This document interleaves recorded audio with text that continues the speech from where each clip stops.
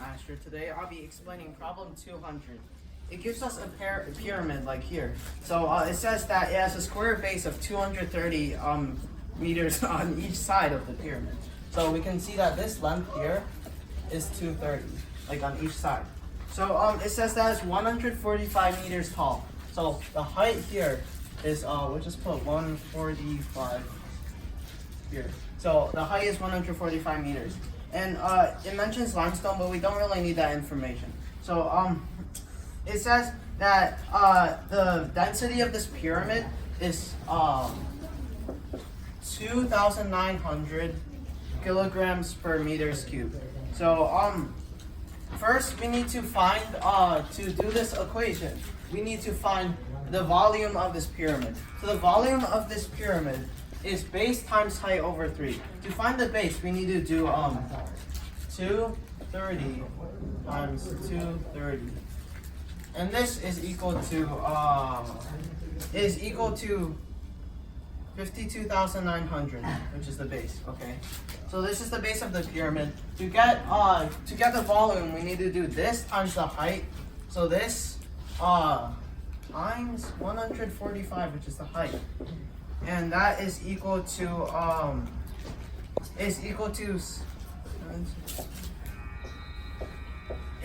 this. So we will divide this by 3 to get the volume of the pyramid, which is a lot.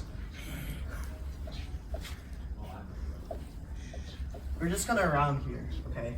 So this is the volume, right? So to follow the density equals mass over volume, we know the volume. So this is the volume times the density, which they already gave us, which is 2,900,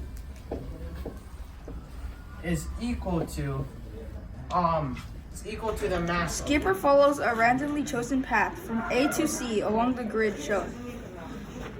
Always moving either up or to the right. If each path from A to C is equally likely to be chosen, what is the probability that his path goes through B? Express your answer as a common fraction.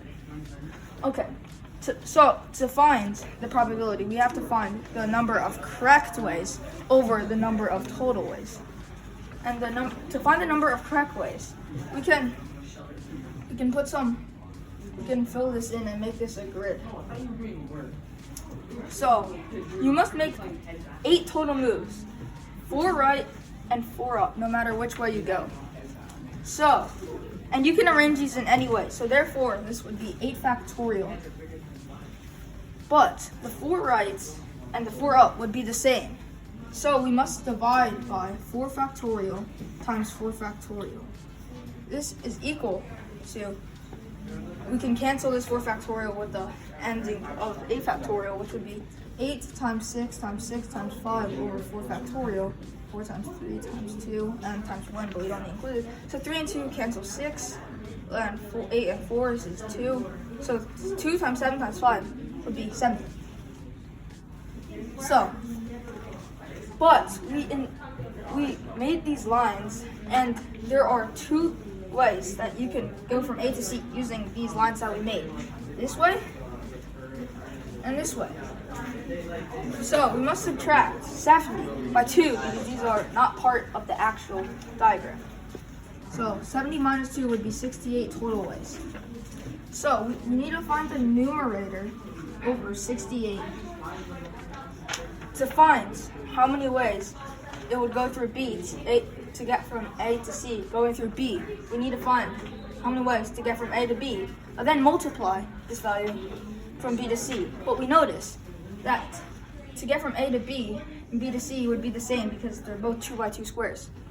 So to get from A to B, there are 4 moves you can make, right?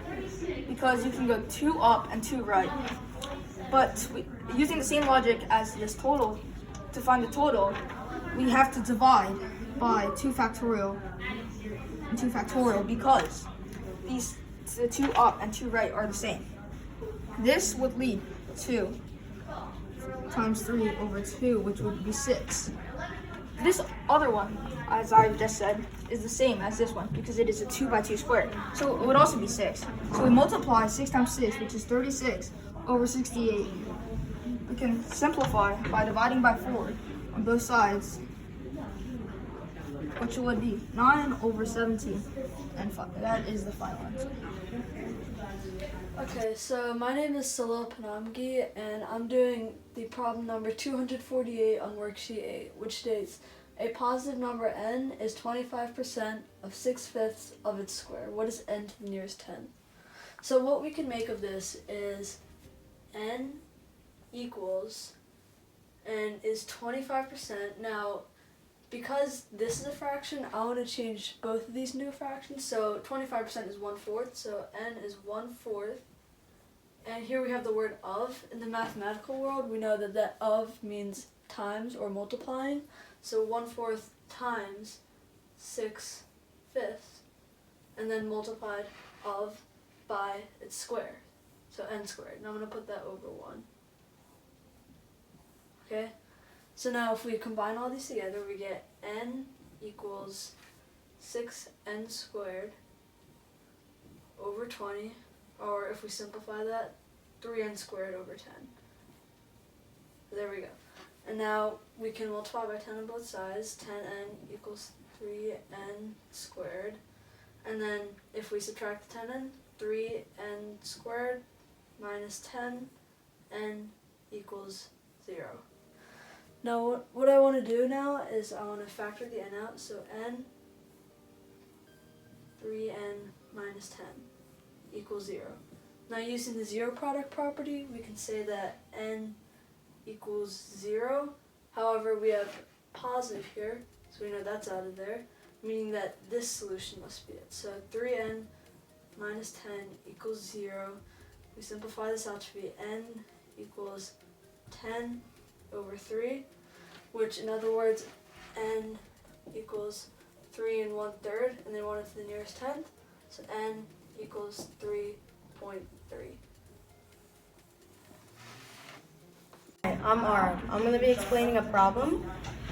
So the problem is points A, B, C, and D have coordinates A, 5, 7, B, 7, 1, C, 17, M, and D, -1, 3. If line segments A, B, and C, D are perpendicular, what is the value of n? Since we know that the product of the slopes of perpendicular lines is -1, we can set up an equation. So the slope of AB is 7 minus 1 over 5 minus 7 times the slope of CD, which is m minus 3 over 17 minus -1. And this is equal to -1. So we can simplify this further by saying 6 over -2, -2, or which is also equal to -3, -3 times m minus 3 over 18 is equal to -1. So first we can multiply both sides of the equation by 18 and going -3 times m minus 3 is equal to -18. Then divide both sides of the equation by -3, stating m minus 3 is equal to 6, and then adding adding 3 to both sides of the equation, so m is equal to 9. And that gives us our answer as m is equal to 9.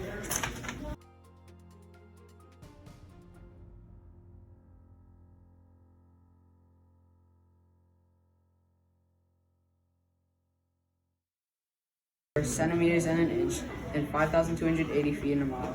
How many centimeters are there in a mile? Express your answer to the nearest thousand. So, since we know there's 2.54 centimeters in an inch, and we also know that there is 12 inches in 1 foot. So we want to convert 12 inches to centimeters first. So we want to multiply by 2.54, which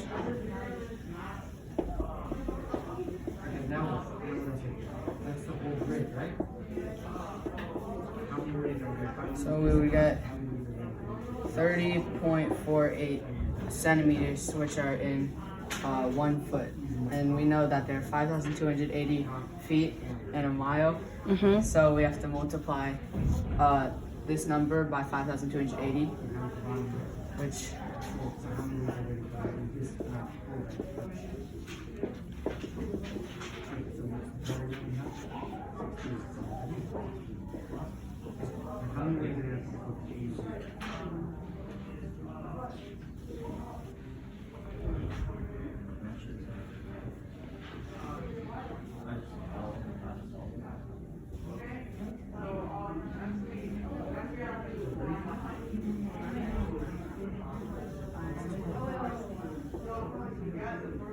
so then we would add our, and then it said rounded answer to the nearest thousand, which it would be 161,000 centimeters in 1 mile.